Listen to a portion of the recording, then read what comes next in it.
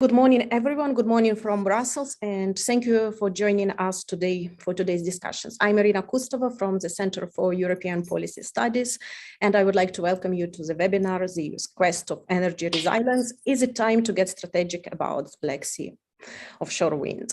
So why to discuss offshore wind these days? Why is it important? Of course, in upcoming months, all attention of member states of the European Union will be focused on securing enough gas supplies, enough to fill underground gas storages and to survive the upcoming winter.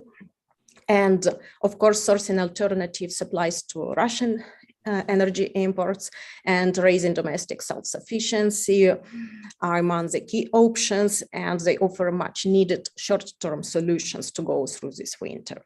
But if we look at midterm solutions, the REPowerEU plan first and foremost foresees accelerating renewable energy deployment.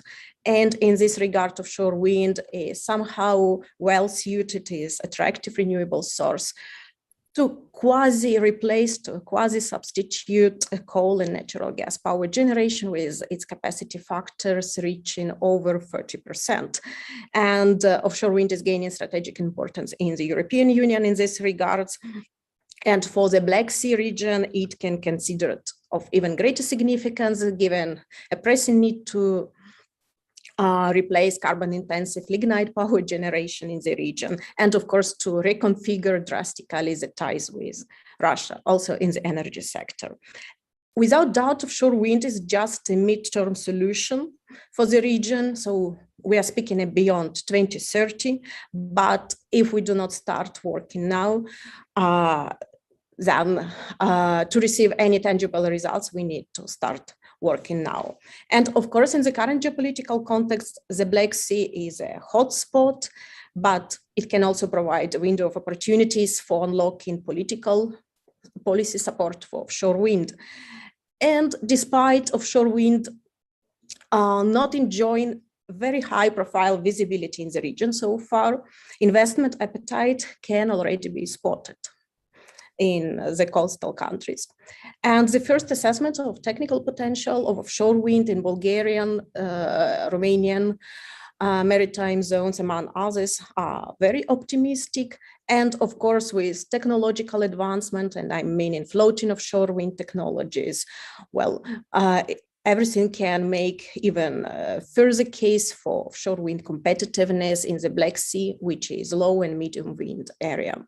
So today we are glad to discuss all issues surrounding what actions can be taken to facilitate offshore wind uptake in the region, to bolster regional cooperation and joint planning in upcoming years, and also to discuss what remaining policy barriers remain at national and regional level.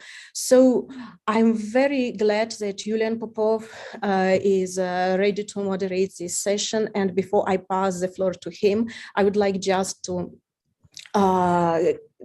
give a couple of housekeeping rules for our audience. Please feel free to post your questions. I see a Q&A box and a chat box, so feel free to post them. And I think our speakers will see also your questions, and we will bring them into the discussion afterwards. Julian, the floor is yours. Thank you, Irina, and it's very good time for this discussion because so many things have happened with after COVID energy price spikes and then the war on Ukraine. Everything has been disrupted basically, and everything in the energy sector, and there is no very clear view what we should expect in the near future, but probably if we fix things, our eyes on the midterm future, that might put in some order the immediate problems and the short-term problems.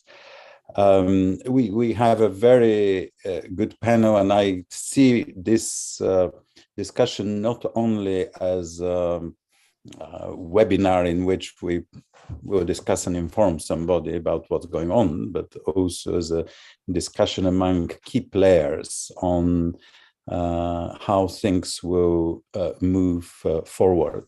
I think this is very important because offshore wind in the Black Sea is not just a national question, but it requires very strong cooperation between the Black Sea countries, also countries that are not immediately in the Black Sea, but also the European Commission, since the European Commission actually has a very proposed a very strong and ambitious offshore wind strategy.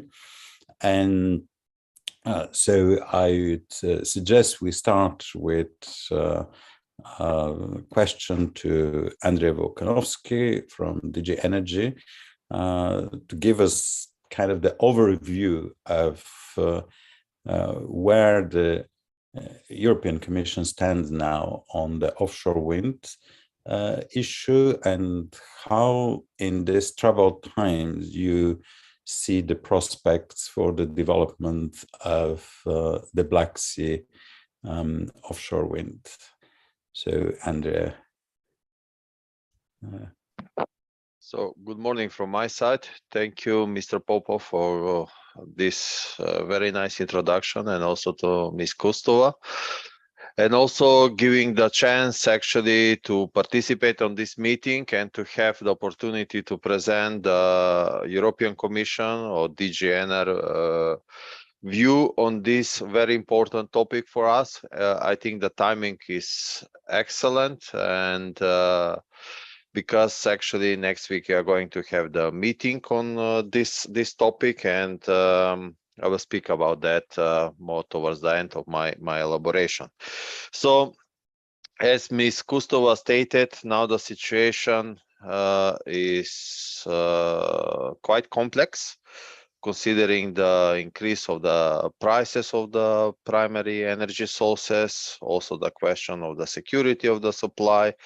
But the Commission was, let me say, working on the issue of the, in general, offshore energy utilization, even before this complex situation emerged. So year, actually end of last year in November, DG Ener, our unit, finalized a study under my management, which analyzed the renewable energy sources in CESEC region, which includes both Romania and Bulgaria. And one of the findings of that study was that the offshore wind potential in the area of Black Sea, and this includes whole region, Bulgaria, Romania, and also Ukraine, is huge. So we are speaking about the wind conditions which are comparable to those, in some parts even to those which are comparable to the North Sea region. So extremely big potential for the utilization. And the purpose of that study was then to look into the need both for onshore, mainly on onshore infrastructure that is necessary to evacuate this electricity. Within the previous TENI regulation, the focus was on the onshore, let me say, infrastructure, but with the new TENI regulation, which now is in force, this infrastructure part was also extended, or there is increased focus also on the offshore grids within the revised TENI. Because the TENI operationalized ambitions in the EU strategy for offshore renewable energy sources, which includes, first of all, new infrastructure categories. So previously, in the previous TENI, there were not such a categories. For example, hybrid offshore grids projects and offshore radial lines.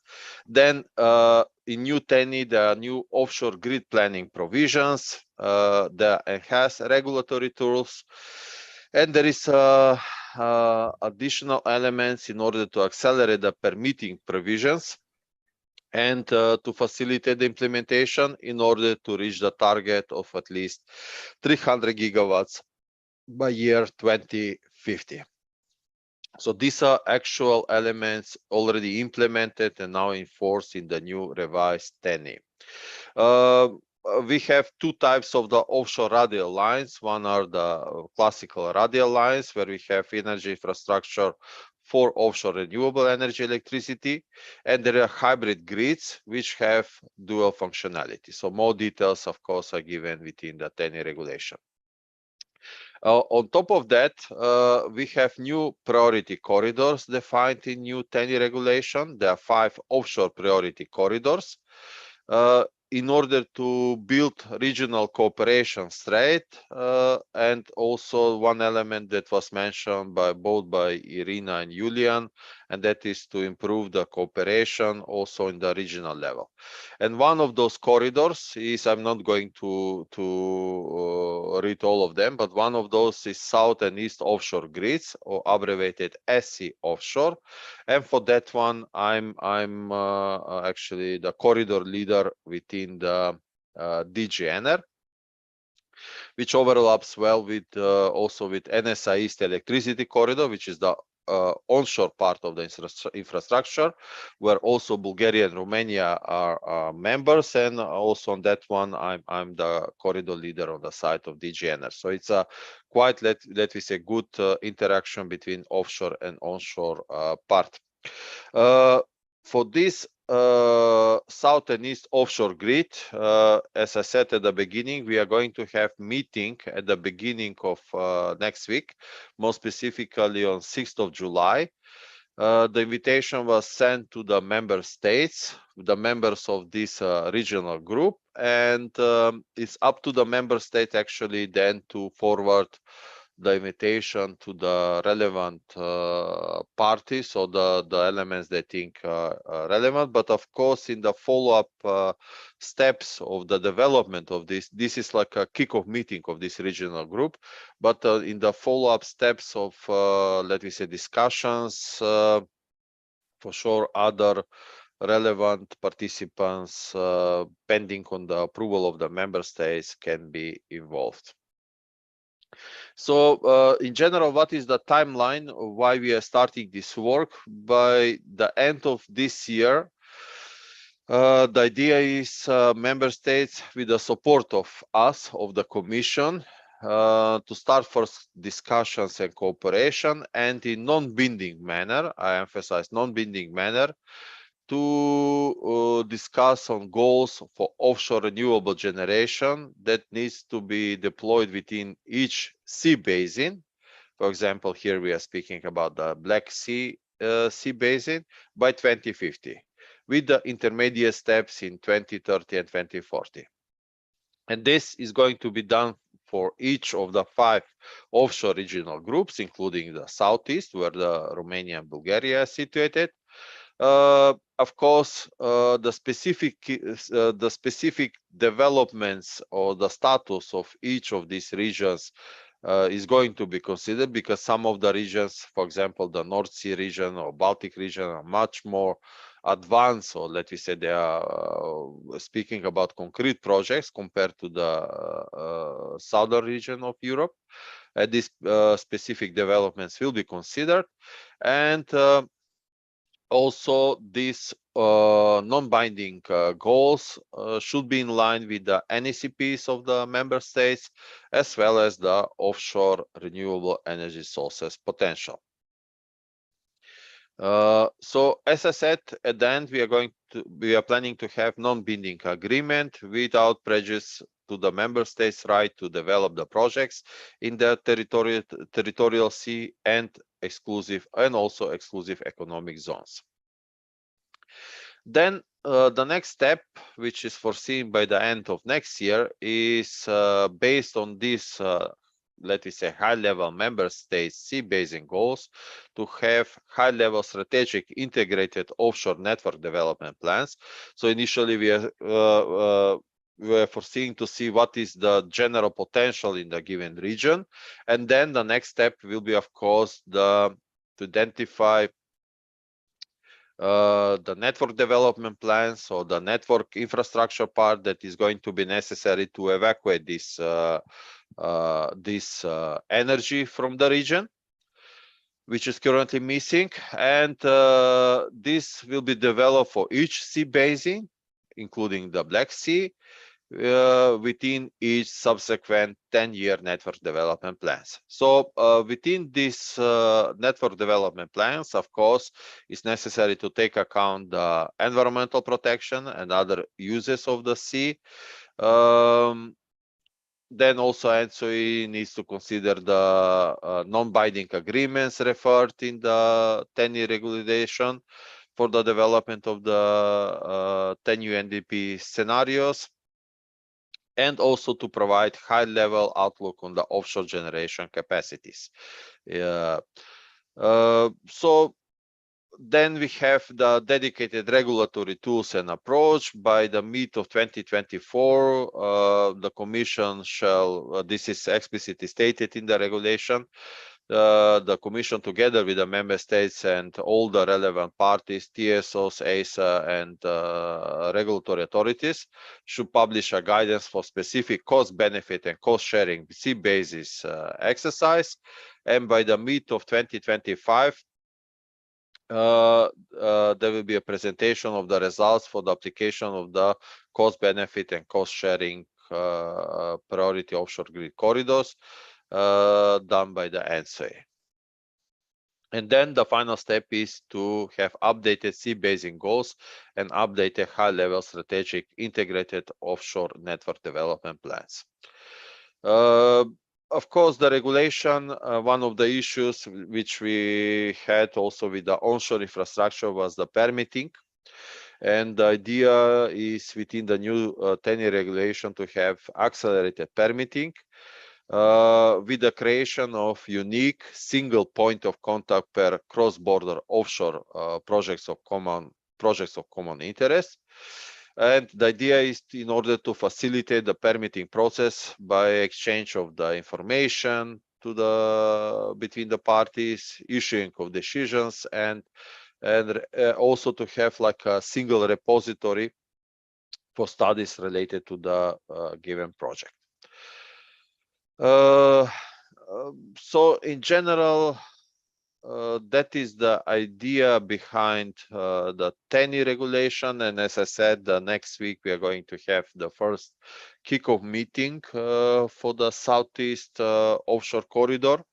Both Bulgaria and Romania informally confirmed that they are going to be present on this meeting, where we are hoping to have some initial, let me say, presentation of their general plans considering the offshore developments. And then in the autumn, we are going to have another meeting set in order to speak more specifically about the concrete plans and goals considering the offshore renewable generation that is need to be deployed in the Black Sea region by 2050. So that is my first presentation for now, and I'm giving back word back to you, Julian. Okay, thank you very much, Andrea. This was extremely useful and comprehensive and concise presentation of where the Commission stands. Just, I have one question: whether in your discussions, formally or informally, whether you touch countries that are outside the European Union. So Turkey has a offshore wind strategy. Ukraine, well, it's probably not now the moment to start building something there, but it is important and has massive potential. But also recently we have heard about the discussions of the offshore wind capacity in the Caspian Sea, which we will maybe we'll touch upon that. Just a quick question, whether any of these things are part of the discussions of the Black Sea offshore wind. Yeah, within the discussion of the offshore priority corridors, these 5 offshore priority corridors are defined within the European Union. and the members of these priority corridors are only European Union member states. Specifically, the corridor South and East Offshore Grid Corridor is having Slovenia, Croatia, Italy, Bulgaria, Romania, Greece, and Cyprus as the member states. And they are going to discuss and, let me say, evaluate the sea basis potential and goals within these member states. So other non-EU member states are not part of the regional group, and unfortunately they are not going to be discussed within this context. But you mentioned CSEC, which includes some of the non-member states. Maybe that could be a kind of breach, at least in exchange of information or something. Yeah, in later stages, indeed, Julian. So CSEC is a high-level group where besides EU member states, we also have non-EU member states. I mentioned CSEC because the study on the rest potential and need for the onshore infrastructure was done for the CSEC region. So that was done, let me say, independently of these offshore priority corridors. But this study also geographically covers the countries, specifically Romania and Bulgaria, which are both members of CSEC and Southeast Offshore and NSI East onshore grid. So it's because of the geographic overlapping. But we will see. We for now we decided to go to initiate the work within this offshore topic on the level of the regional group, which includes, I think it's 6 member states, 6 or 7 member states of EU. Well, thank you very much. Let me now go to Razvan Niculescu. He is a prominent figure in the energy world, a good friend as well. And very good to see you, Razvan. Thank you very much for inviting me. Great pleasure. And but also, in addition to being former Minister of Energy of Romania and various other things, you're now on the board of the European Institute of Technology, which kind of looks at technological development, but also business developments of the whole European Union and beyond. So from all these different viewpoints, how do you see, sort of, if you can say briefly, how do you see the prospects of development of offshore wind energy in the Black Sea? And are we missing something very important in the whole picture? Thank you very much for inviting me, and thank you also for organizing this event. Well, my feeling is that we can do more and faster in the Black Sea region. I think I have the feeling that we are sometimes very slowly, and we are not enough ambitious. You mentioned, Julian, about the Ukraine, yeah? Yes, it is a war, it is an unjustified and unprovoked military Russian aggression there. But we have been discussing already about the reconstruction of the Ukraine. Is this topic included in the agenda of the discussions on the Ukrainian reconstruction? I'm not sure if it is, or I'm not sure if someone have included it or not. Coming back to Romania and to Bulgaria and eventually to Turkey, Romania and Bulgaria, yes, we have these plans linked to the 10 years development of the TSO's infrastructures in the region. But should we wait 10, 15 years to see it happen?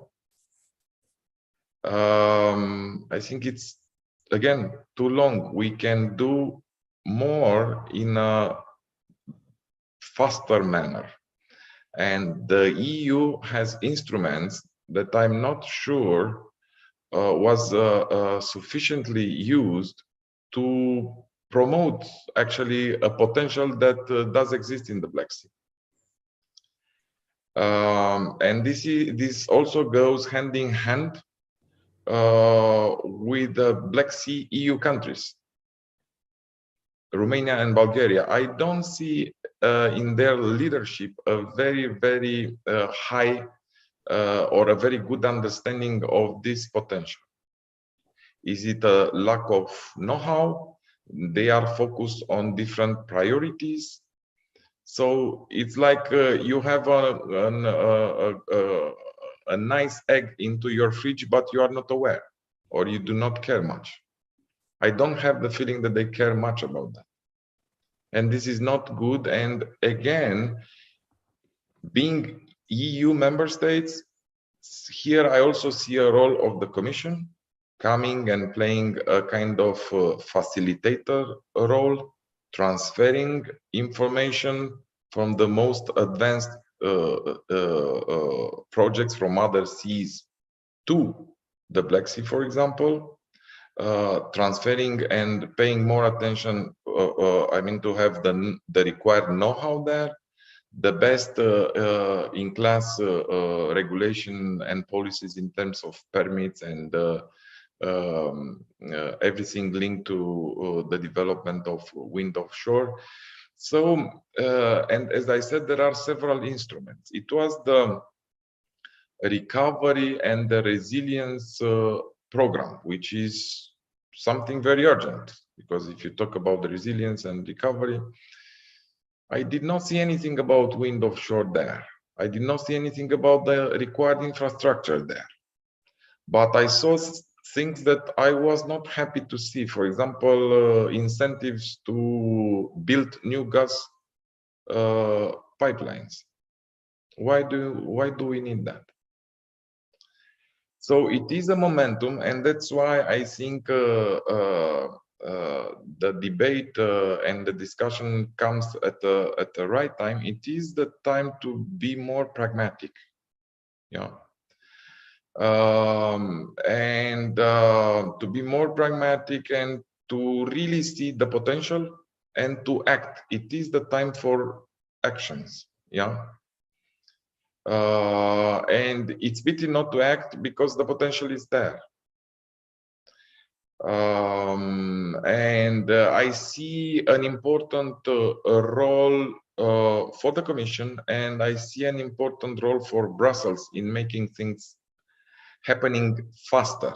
Otherwise, it will probably happen, but not soon enough. And again, it's a pity because we have been missing opportunities and we have been wasting resources.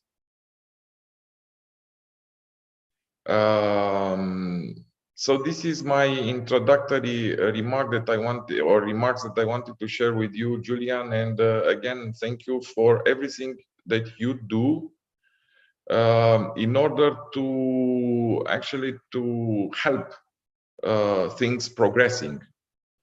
And everybody, I mean, it's a win-win situation for all the countries, but it's like, you know, they don't see what it is good, sometimes what it is really good for them.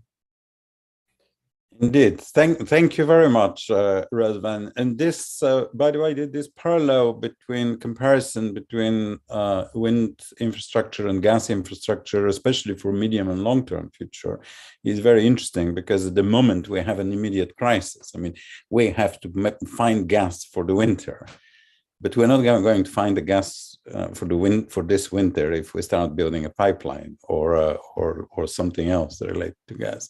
So we need to put our eyes at what is going to happen in 3 years, in 5 years, and 10 years, and kind of the medium and longer term developments. At this point, I'd like to move to Dr. Murat Durak. So, Murat, we're always talking about the European Union, and but the biggest kind of coastline of the Black Sea is Turkey, and Turkey also developed, if I'm not mistaken, in the region the first offshore wind strategy.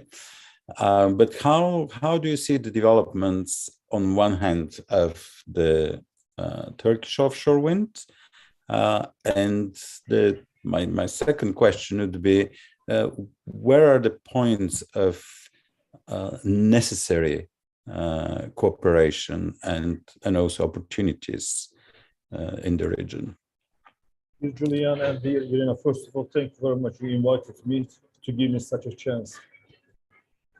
I would like to say first, I'm a little bit disappointed with Andrija Volkanovski's comments, dear Andrija, because Turkey is one of the strongest countries in that region.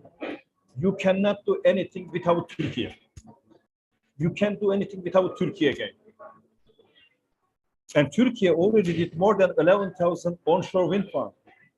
We have very good infrastructure, engineers, industry, know-how. Now we try to convert this to the offshore wind. And not 3, but all part of Turkey is surrounded by the seas and the very windy seas. I say Hazar, Caspian, also Turkish Sea, because of brother Azerbaijan or Turkmenistan or Kazakhstan. They are all our brother. Okay, you are right. We are not European Union member, and we will not be. I am sure forever. We will not be. But still, we are always following the European norms. We are supporting the NATO. We are always in between Russia and the West. And we support Ukrainians, me also from my heart. For offshore wind, Turkey did very good success story on onshore. Now, our government, Ministry of Energy, working with World Bank and Danish Energy Agency to create a roadmap. Azerbaijan already did this because they have offshore platforms. Azerbaijan has better offshore capacity than us, that's for sure, because of the gas and the oil industry. But Turkey, with 90 million people and 8 million refugees, and each year 5% increasing electricity demand, and more than already 100 gigawatt capacity, that's sure that we will do this offshore wind farm either with European Union or without European Union. Either with the European support or without European support. That's why I'm working. And dear Julian, you already know that maybe I should just screen share.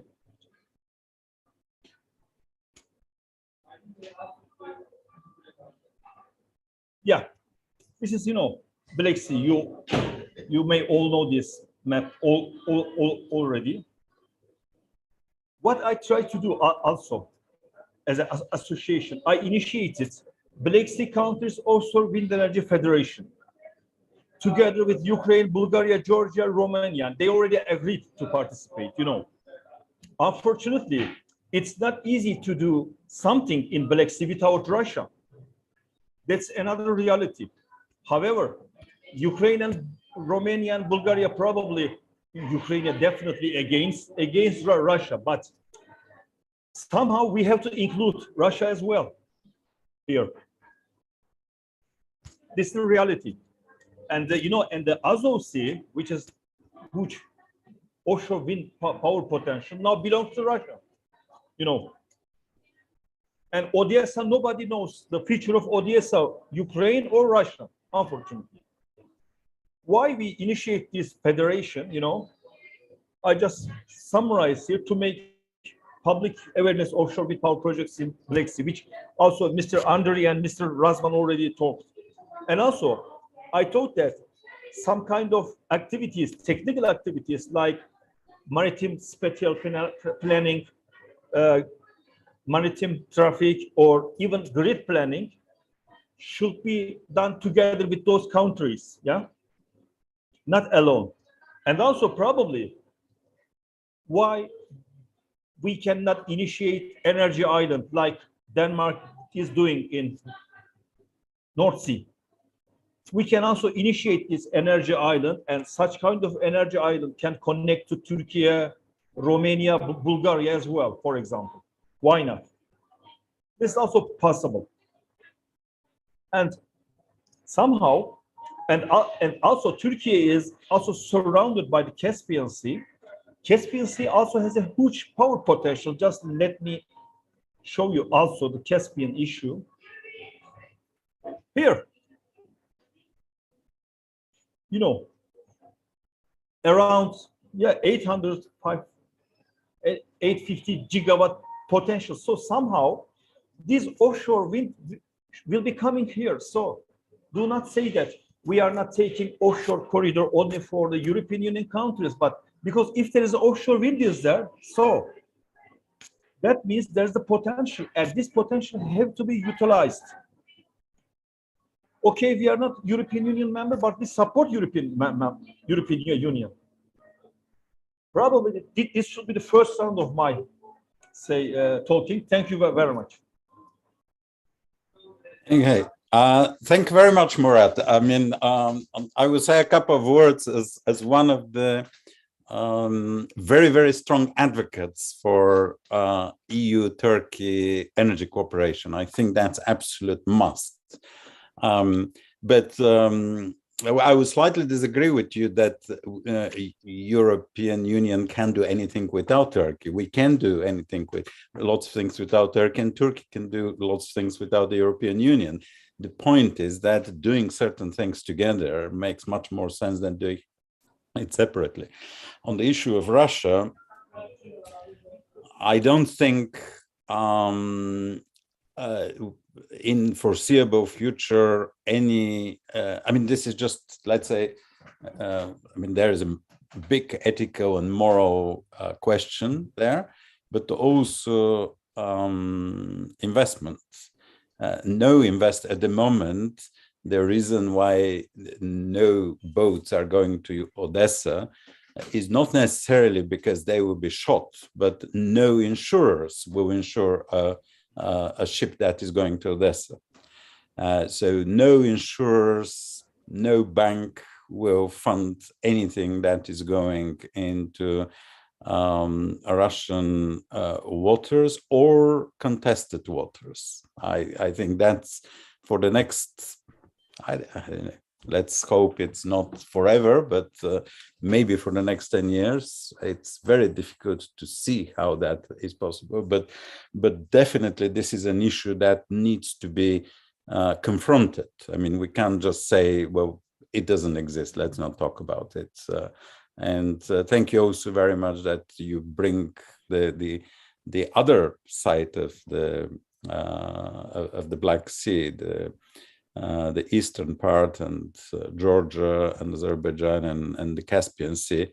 I was sharing with colleagues recently the Minister of Azerbaijan, who said that well, what we want to build as infrastructure is not gas, but we want to develop the offshore wind of Caspian Sea and put a cable across the Black Sea and export it to the European Union, green electricity. So it's an interesting thing. It, for some people, might sound very kind of a fantasy story, but at the moment, an excellent project which is trying to connect Morocco and UK is moving ahead, and the distance is more than 3 times bigger than crossing the Black Sea. So you never know what might happen in the future. So it would be interesting just to keep these things in mind and try to work together. So if I can go now to Eugenia Guzilov, and since we started talking about the geopolitical stuff and the political risks and so on, probably Eugenia, you say something in that direction. I will try, Julian. Thank you, first of all, for convening this event and for the invitation to participate in it. I would like to say a few words about how this topic of offshore wind potential popped up in the Romanian public space. Our center did an in-depth assessment in 2020, part of which we had to talk with the key investors and stakeholders very active in the renewable sector at the time. So this was 2 years ago. And let me tell you that the feedback that we got 2 years ago from the investors in the renewable energy sector was that there was not such a big interest in offshore wind. In fact, quite the opposite. They were saying that, look, offshore wind is somewhat of a distant prospect. We would rather focus on onshore. This is what we know how to do. We know the how and the what and the requirements. Furthermore, at the time, and this is valid to this day, Romania does not have a specific, let's say, framework regulating and explaining what is required for an investor interested to invest or to build an offshore wind farm. So that was also part of the problem 2 years ago. In the meantime, there was a draft law initiated, which is still in this parliamentary circuit. So it's still not adopted to this day. If you have an investor that would like to do something in the Black Sea, specifically offshore wind project, the investor doesn't know where to start from, what is required, permits, authorization, and so on and so forth. So first, we're talking about a legal, regulatory barrier in Romania with regards to developing the offshore wind projects. Now, this thing started to change in the second half of 2020, specifically in fall, when for the first time the Energy Ministry expressed on this topic. Then we have had announcements from potential big companies like Hidroelectrica that they would be interested to build maybe an offshore wind project. But we don't have to date a governmental study on that potential of the offshore wind in the Romanian segment. What we have are other private sector studies. For instance, we have a study by Deloitte from 2019, which identified 4 gigawatts of offshore wind potential. So 2019 level assessment. Then we have a study from late 2020 by a think tank called Energy Policy Group, which says, no, actually the offshore wind potential in Romania is much higher, and they identify something close to 100 gigawatts of offshore wind potential in the Romanian segment. So very, let's say, large variation. So 4 gigawatts on the one hand and 100 gigawatts on the other hand. However, what I would like to signal is that I'm observing on the market, so we have had this huge interest breakthrough with statements in the public sphere in late 2020, then they continued into 2021, but somehow this interest in offshore wind dipped in 2022. Why? We all know why. Because of the Russian aggression and the subsequent war in Ukraine that is ongoing. And my feeling is that somehow the industry might be seeing the offshore wind projects as more of a high risk investment in the current geopolitical context, to get back to your question. So the potential is there. The European Union has a significant leadership role, and I think can accelerate this topic, even if, let's say, left to its own devices, Romania would probably prioritize onshore wind projects over offshore wind projects, specifically because there's this issue of, what rocket might fall in the Black Sea, or what mines may be floating towards such an installation. So there are new security risks to consider, which did not exist 2 years ago, right? And this complicates, I think, our plans for developing the offshore wind, especially in the Black Sea, especially in the Romanian, Bulgarian sector, because of our proximity to the conflict in Ukraine. So nobody wanted this, but this is what is happening. It's the new reality. So I think that the engine of all this will be the European Union. And I was very happy to hear the presentation from the European Commission on the 5 corridors. But somehow I think that the leadership signal will come from Brussels, so not Romania, because all the interest and all the, let's say, resources of the society, many of them have been diverted towards helping Ukraine. So this has been hijacked, this discussion about offshore wind, by immediate priorities and things that we needed to do and still are doing to help the Ukrainian refugees, to help the Ukrainian government with whatever we can. So I think the current war is acting somewhat of a brake on our initial aspirations with respect to the offshore wind. Furthermore, I would say that Romania, and this was also mentioned by Răzvan Nicolescu, is more focused on natural gas than the offshore wind. So we somehow want to stimulate the domestic gas production. We are very focused and active with respect to securing alternative supplies that would come from elsewhere to cover our imports that what we're importing in terms of natural gas during the winter. So somehow the attention is focused in that area more than in the offshore wind, which was a highlight in 2020 and 2021, but somehow silently slid towards the background. Indeed. Well, thank you very much, Eugenia. I mean, that's very, very good for pointing out the specificities of the risks and diverting and of attention. But in the same way as last year, we were not thinking at all that there will be a war.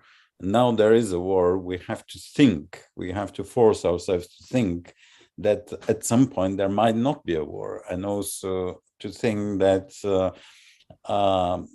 they are containing a conflict is not a matter of kind of a single power, but it's a complex thing. So, and the development of the offshore wind and recognizing the offshore wind potential as a huge asset for the region is yet another argument to kind of increase the effort to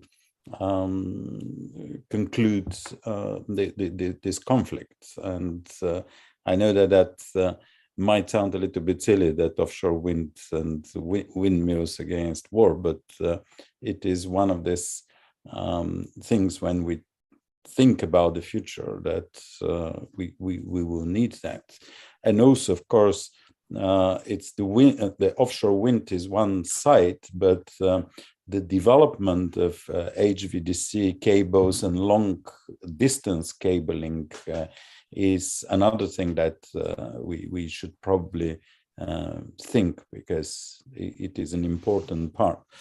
So, I mean, we're all fine talking like that, but what will the business say? That's the thing, because Barbara is a business manager of WPD, a company that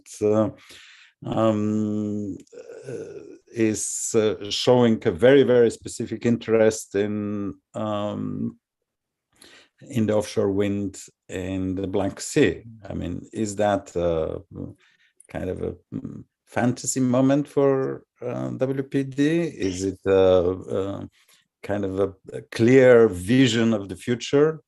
That was where we are now from your point of view.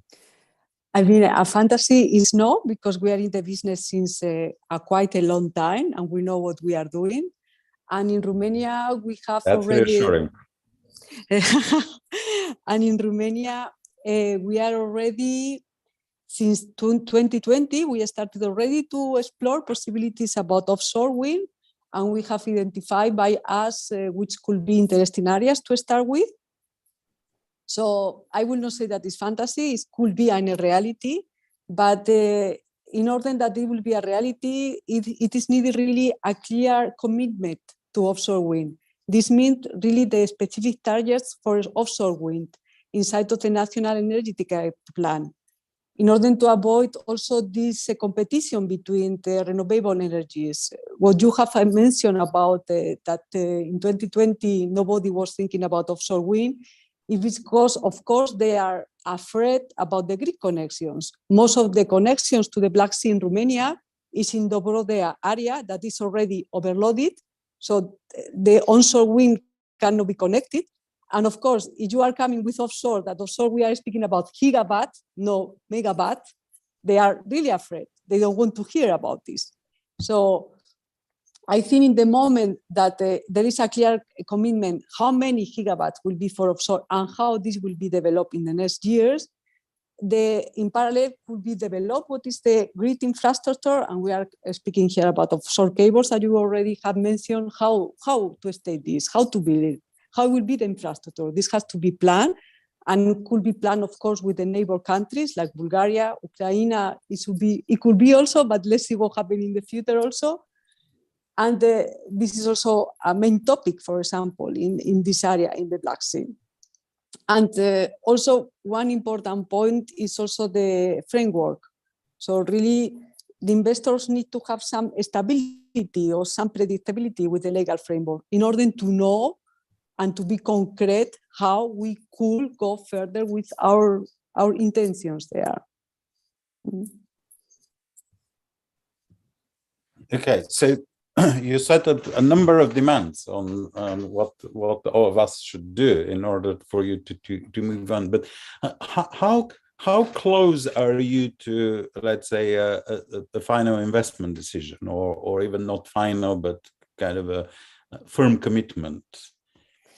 So in order that we could invest or to do something there, we need really to have some legal framework, and there is nothing. So at the moment, we could not really go further with permits and so on, because also the Maritime Special Plan, at the moment, if you have the opportunity to see, there is a list of activities that can be a problem for offshore wind, but they don't specify which areas could be used for offshore wind. And this is important to know also, because otherwise we know more or less areas that could be important for us, but there are also other activities, and how we interact with these activities, who has priority, who will be the organism who will deal with this issue. So we have already the areas, we know where we want to build. We have also spoken with the TSO, the Transelectrica there in Romania, but also they say if they don't have specific targets for offshore, why they should pay attention in offshore if they have thousands of onshore projects that they have to deal with, and they are right. So there is really needed this space, because also when you have targets for the future, you can also help that the industry around we will build. So the industry needed for supply and the service sector will start to build when there is really a commitment for a long time, because the offshore investments are really high comparing also with the onshore, and the risk also. And are you looking at other countries in the region, and what from your business point of view, how do you see the value of the regional cooperation? I mean, how? Yes, we are, for example, checking Bulgaria. We think that is really a good opportunity because really close to Romania, and in some way, if you are speaking about grid connections, maybe it could be built like a hub connection offshore, and only a cable will be needed to connect with onshore, for example, and there you can connect several offshore wind farms. Ukraine also we have checked, but because to be also honest, the higher potential is in Ukraine. So when you go further from Ukraine, the wind potential is lesser, so we can say. Okay, so Ukraine is really interesting. And also what is the seabed, the depth is really good also for fish foundation, that it will be the first step in these countries.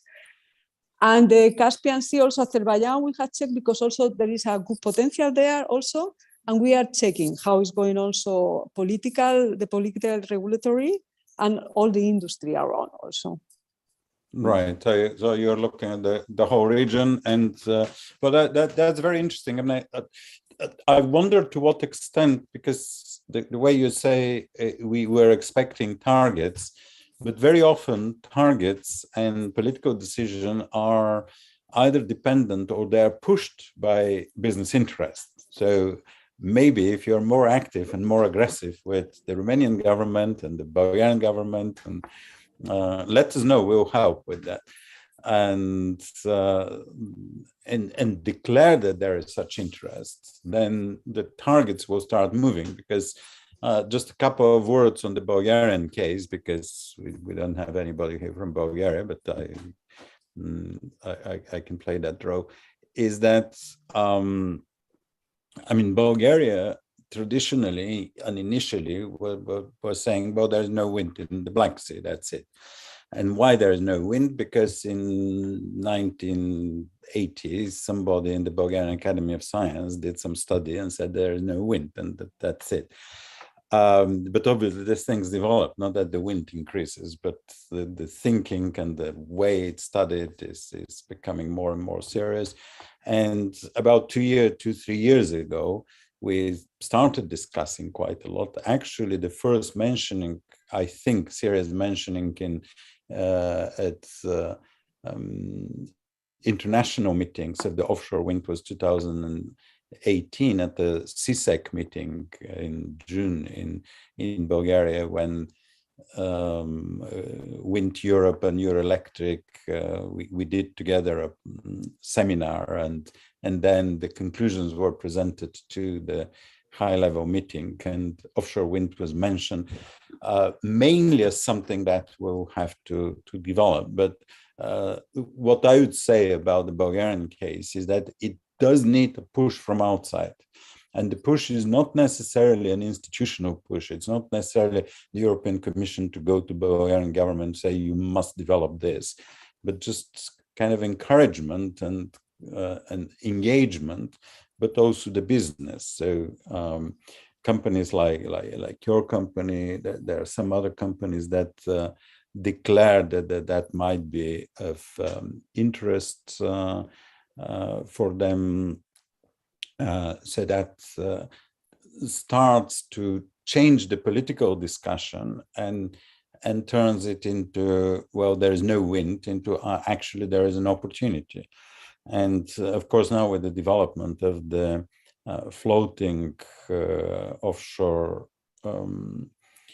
technology, that becomes more and more realistic. So I wonder, I mean, and Andrea, you heard a number of suggestions, declarations, complaints, and about the development of the offshore wind in the Black Sea. I mean, do you have any reaction on some of the issues that were mentioned about the cooperation between EU and non-EU countries, or the geopolitical risk? I mean, what do you think will be the road ahead, apart from the framework which you so brilliantly presented at the beginning? Yeah, thank you, Julian, for giving me again floor and also opportunity to at least give my view on the discussion. So European, first on the question of the legislation. So this European Commission, as I said, is working on this long-term fulfillment of the targets, let me say, which are mid and long-term. So I mentioned that we are speaking about at least 300 gigawatts by 2050. And the point is that this legislation was not created yesterday when the prices started to increase. So there were 2 years intensive works and discussions in order legislation to be accepted by the end of the previous year, and then to go all over the legal process to be now actually enforced for the few weeks. So the TENI legislation revision was extensive work, and it indicates that the Commission is speaking about this long term and making the necessary legal framework in order to support these long term infrastructure needs in order to utilize the renewable energy sources. Of course, the Commission, there was a comment from the colleagues from Romania, Mr. Nicolescu, that it's necessary to do more and faster. But of course, the part on the Commission side, we are trying both politically and financially to support the project, but also there is a necessary support, let me say, push also on the local level. The thing is that because I'm also dealing with the onshore infrastructure projects, so there are some projects which have quite big delays, even the fact that the financial part or the CEF financing was provided. The big delays due to the local, let me say, issues, insolvency of the local contractors, etc. And we have quite limited power, let me say, to push for acceleration, considering these obstacles, realistic obstacles which you have when you implement this type of the projects. Considering the non-EU member states, as I said, I understand Mr. Durak and his reaction, but unfortunately, the TENI regulation it has these projects of mutual interest which are related to the interconnectors, to the electricity interconnectors category, which explicitly mentions or allows to have projects between EU and non-EU member states. Is it that applicable to the offshore part? To be honest, I'm not legal expert. I need to check it. But in any case, this legislation, and that was clearly also presented by my side, doesn't exclude development by also non-EU member states. So even prevent, let me say, member states, in this case Romania or Bulgaria, to collaborate and actually to have common projects with their neighbors. So I don't know why we had, as I said, nowhere in the discussion was mentioned that non-EU member states cannot develop in Black Sea, or that somebody is preventing them. We are speaking about the part which is covered legalistically and technically by the EU legislation, by TENI legislation, and of course, unfortunately, member states are the members of this regional group, and that limits actually the number of or type of participants that can go there and make the decision within the member states. But that, as I said, doesn't prevent non-EU member states to work either separately or together with the member states and develop this potential. About general geopolitical situation, I fully agree with the current situation, but as I said, we are speaking about mid and long-term targets. So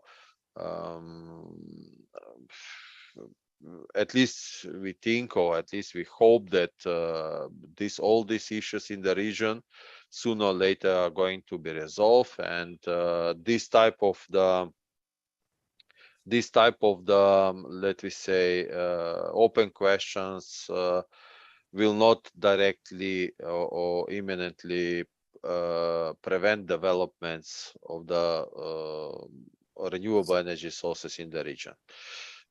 So that is briefly. I hope that I also thank very much to Ms. Gusilo comments about missing legislation and the issues considering the open issues in Romania, and we are actually hoping that this initiative from our side, which will start with the meeting next week, is going to also encourage the member states, specifically Bulgaria and Romania, to also cover all these missing legal elements in order to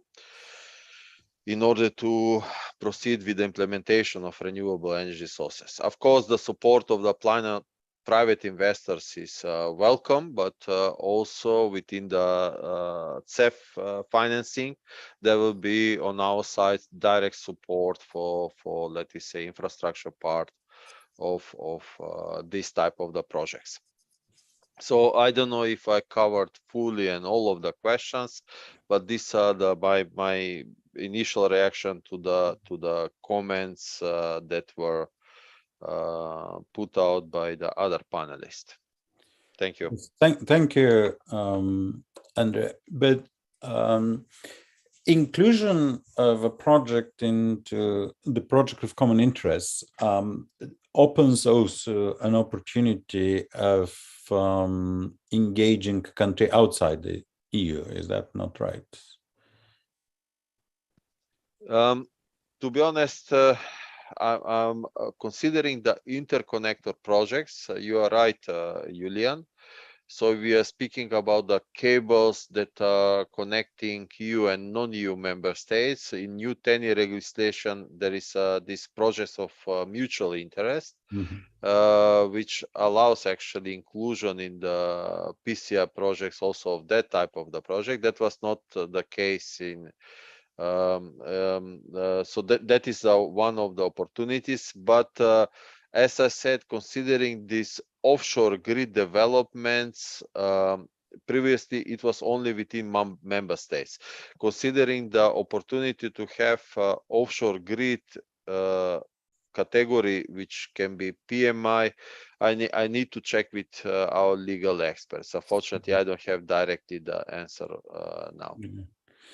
Thank you. And I wonder whether the energy community, as I've never noticed in the energy community any discussion related to offshore wind, but there are countries in the energy community that are bordering seas, and of course they're part of the picture anyway. So are they involved in any way in the as an energy community in the discussions, or not yet? Yeah, actually, yes, energy community, we are also communicating with them. There was 2 or 3 weeks ago the Athens forum, where I was again invited to present our CESEC study, because all the member states of energy community are also members of within the CESEC, and they are aware. But as I said, for now, our priority is actually to establish the Southeast Offshore Regional Group, because even the fact that, as some colleagues and you also mentioned, Julian, this study from the Bulgarian Academy does some historical analysis, but we as a Commission, we are still missing relevant and updated information about the latest potential in these sea bases. So we are hoping that with the meeting next week and then follow-up discussions, actually we are first going to establish a broad picture about the potential in each of these sea bases, and then consequently the next follow-up step is to see what is the necessary infrastructure, because also it was nice example from the Romania. I don't know if Ms. Gusilov or Ms. Douglas mentioned it. There were for Romania, I think I wrote first it was estimate of 5 gigawatts, then we have 100 gigawatts. Then the question is which of these number is realistic? Do we have the sea basis analysis for this? So we want to have, first of all, to switch the light on and actually see what is in the region, and then of course to speak about more concrete infrastructure needs. All right, thank you. Well, that's becoming clearer and clearer now, where the issues are, and I imagine that there is quite a lot of work with DG Mare and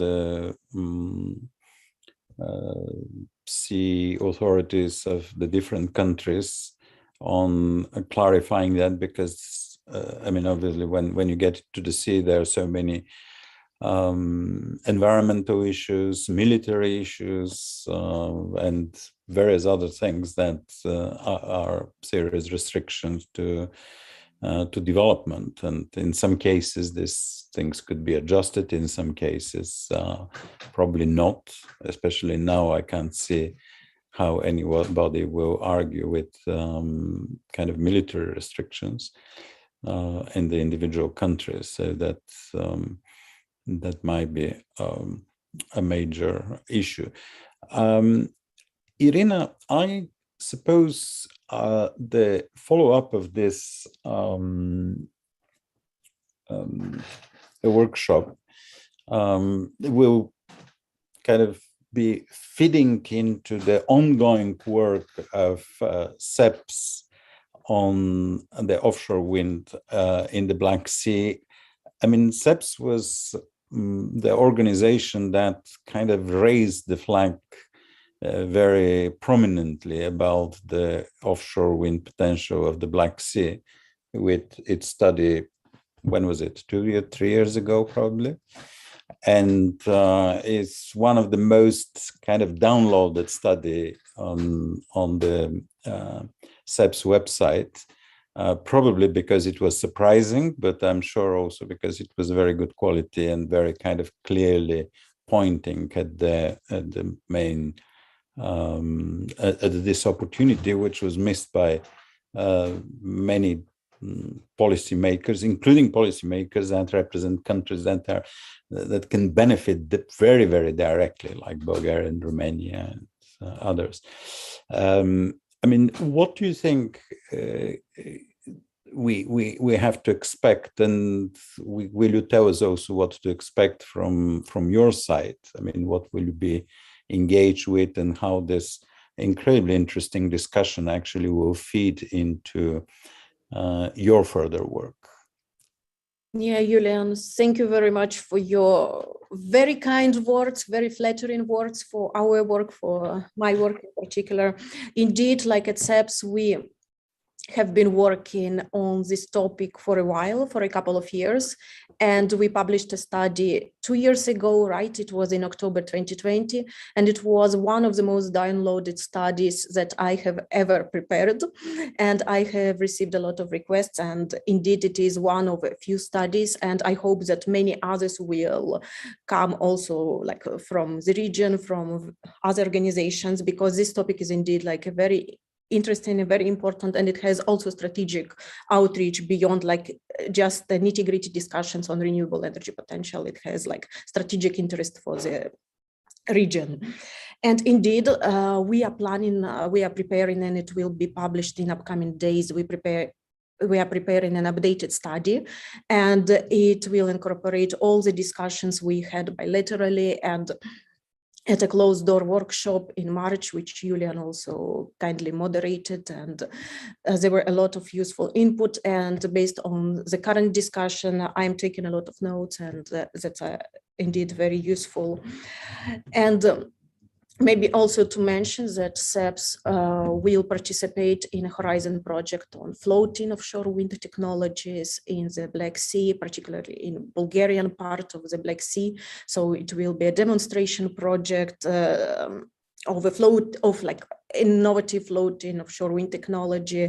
And I'm just looking at Dr. Durak, because DURED, the federation, is also participating in this big consortium, which I think covers 17 members from all Europe.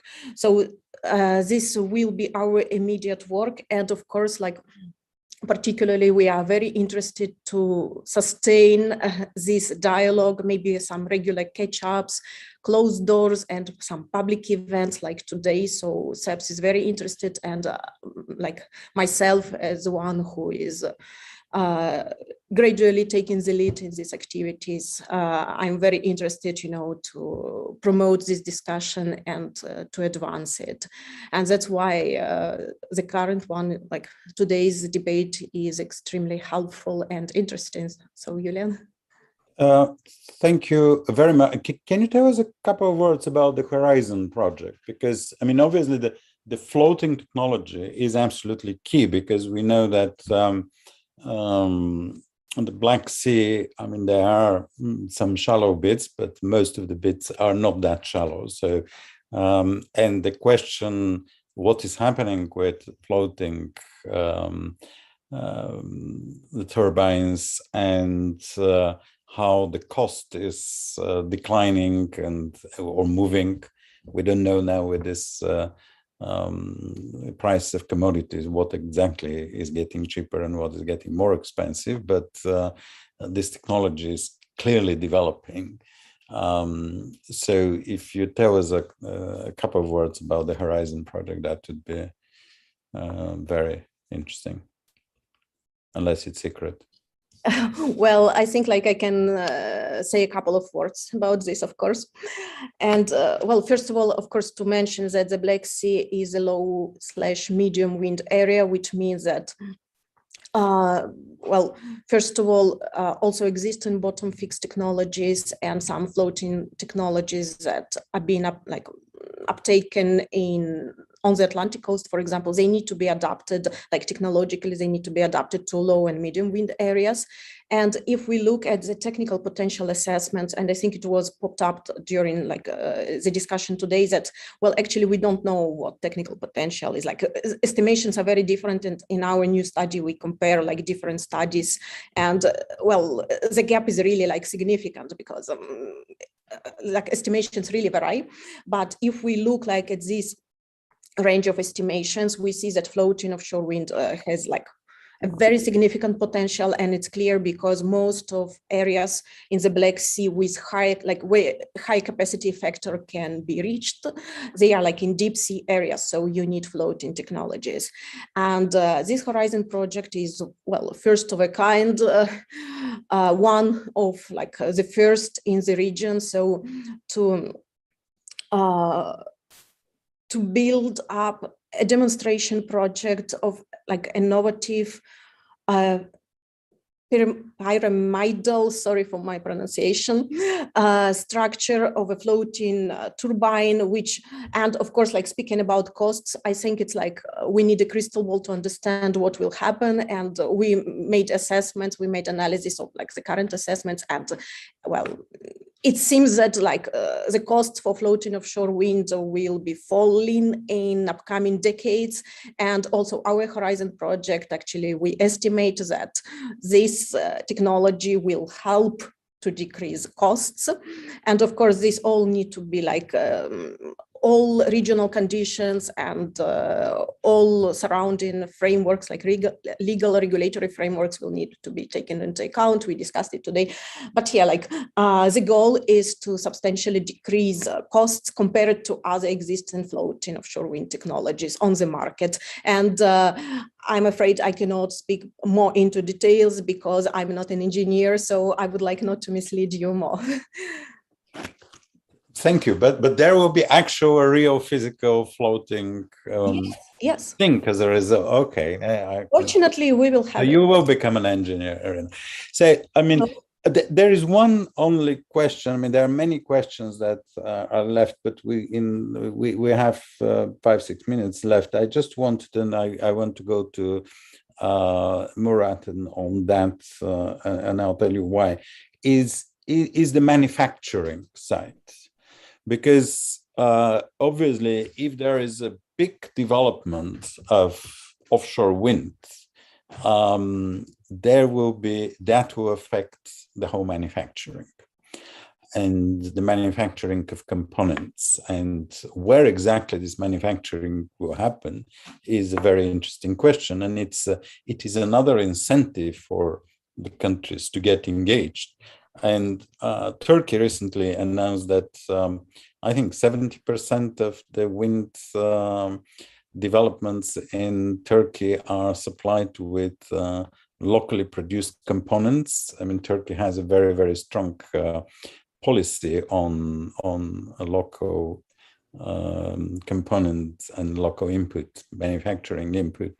I don't think that is quite possible in exactly that way inside the European Union for all sorts of competition issues, but it would be very interesting to hear from Murat how the development of wind is affecting the development of industry, and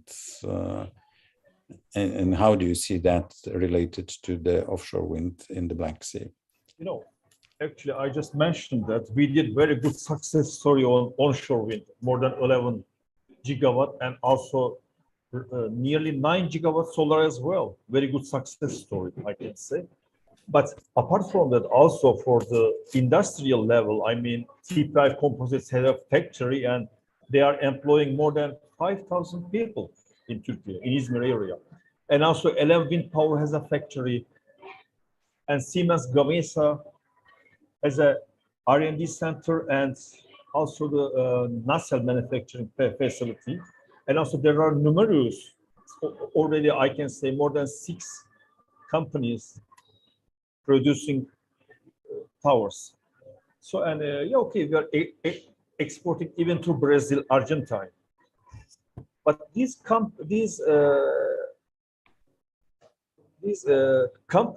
can convert to offshore industry easily, because those companies are already located to the, of course, port cities like Izmir, Balıkesir, Çanakkale area, where, you know, for the offshore, the port is crucial, as you know, of course. So those companies are very close to the port area. And also our government is starting to think about how to expand these ports for the offshore wind industry. So that means anyway, the project will be coming, but the projects together with the industry should come. That's what I think. And Turkey can be the hub for the Black Sea area. Why not? We have already very well established onshore industry. Now we can convert to offshore. And I can say that our government working on like 2 gigawatts, say, political targets. I should mention. We are expecting 2 gigawatt target, but it's very low. I try to push at least a 5 gigawatt target to 2030.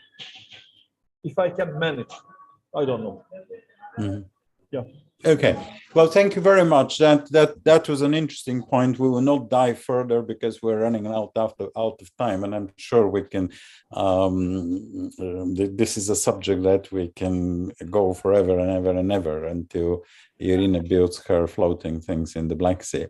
But it's extremely interesting. I will try to just summarize things. Before I summarize, is there anything that any of you would like to kind of say as a concluding remark, or something that we missed, or something that we must focus on in the future? Okay, that there isn't some burning kind of desire for that. Very, very briefly, I will summarize a few things. First, the value of cooperation is kind of recognized, and it's very important. The focus on development of the grid and rethinking the grid architecture, because our entire mindset and the mindset of very conservative ministries of energy and TSOs and other institutions are very kind of set in one thing, and they're set. The mindset is rooted in the onshore world, so that we need a change of mindset, not just thinking about one cable more or something. Obviously, what Andrea was saying and emphasizing, and became quite clear from most of the presentations, was the need to advance the legislation. I think again there is a need a kind of mindset shift here, but a very serious work on the national legislation. Of course, we all expect the stronger push and focus from the European Commission, but also the European Parliament, maybe, and the business, kind of appeal to the business to be a bit more active, to push the government to do all these things. And the final thing was the impact on manufacturing and the industry, and the whole new chain of supply chain that will appear with the offshore wind is something to work on further. Well, that's a very brief summary of a very rich discussion. I would like to thank everybody very, very, very much for the time and for the very valuable comments, and passing back to Irina for closing the event. Julian, thanks a lot. And well, I think like I have nothing else to add than just to thank everyone for joining us today and for agreeing to spend time like in the end of June. I hope you have sunny and good weather. And I'm looking forward for further cooperation, for further discussion, and for further uptake of the offshore wind debate in the region. Thank you very much, and I wish you a very good day.